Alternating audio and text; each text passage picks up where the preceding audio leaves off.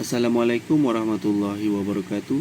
Saya Muhammad Syahrizan bin Muhammad Suliman, nombor metrik 295816.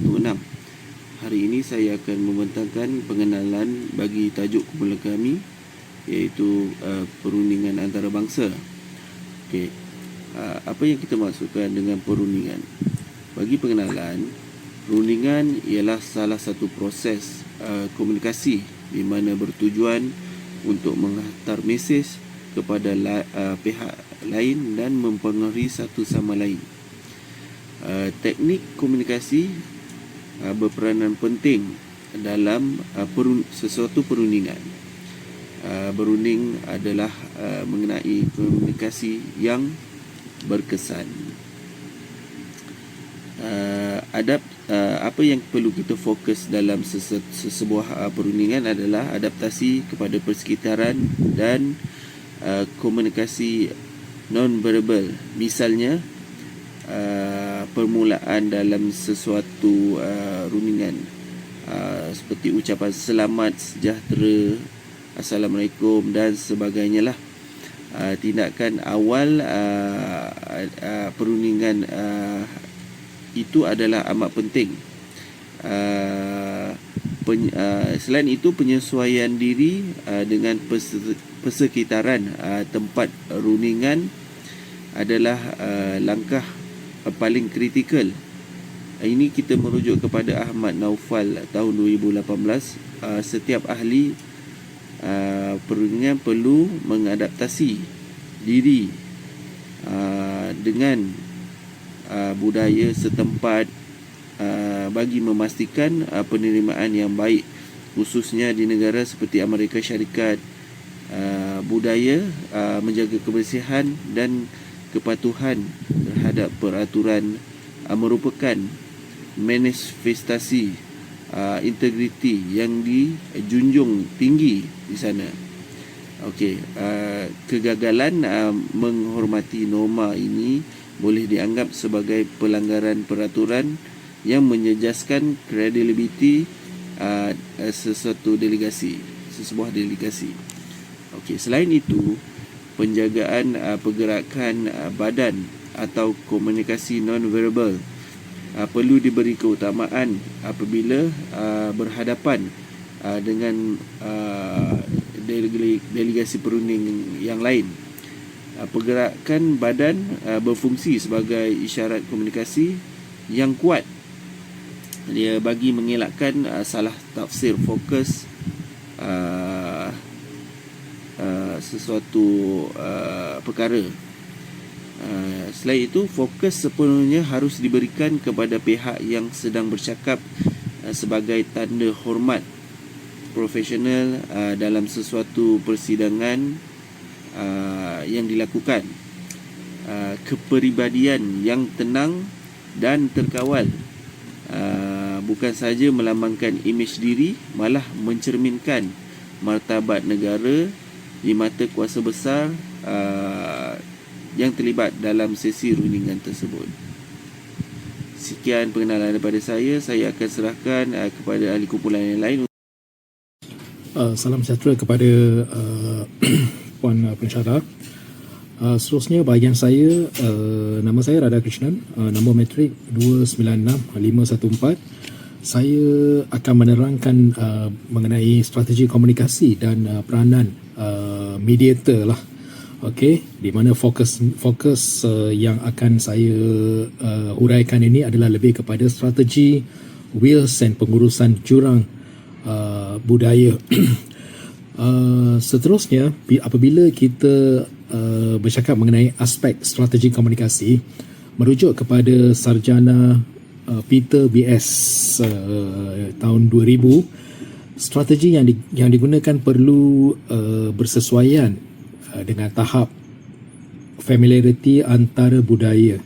Strategi unilateral diaplikasikan bagi meminimumkan perbezaan budaya dengan menggunakan hikmat ejen atau penasihat, terutamanya apabila melibatkan rundingan di peringkat antarabangsa.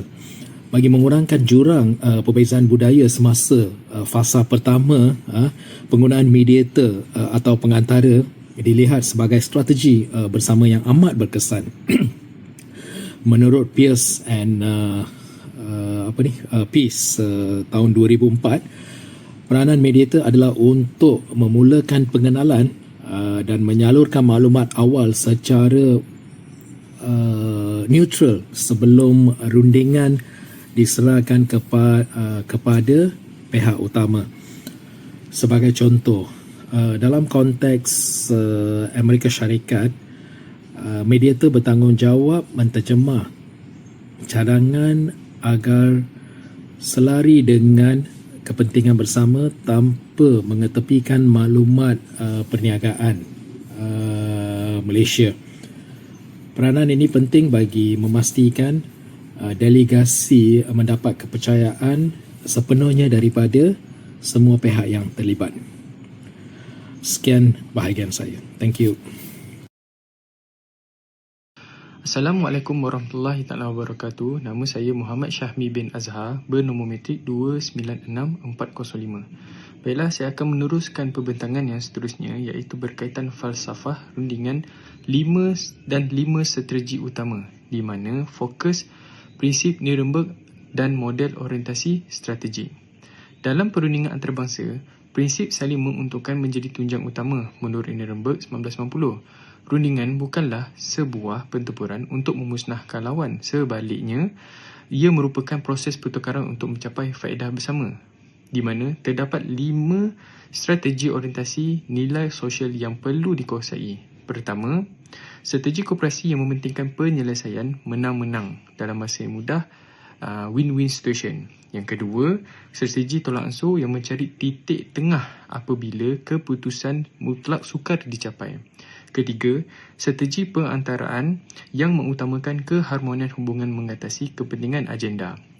Keempat pula adalah strategi kawalan, iaitu pendekatan tegas yang hanya digunakan untuk melindungi kepentingan kritikal organisasi. Dan akhir sekali ialah strategi mengelak, digunakan sekiranya konflik tersebut tidak membawa sebarang hasil yang produktif.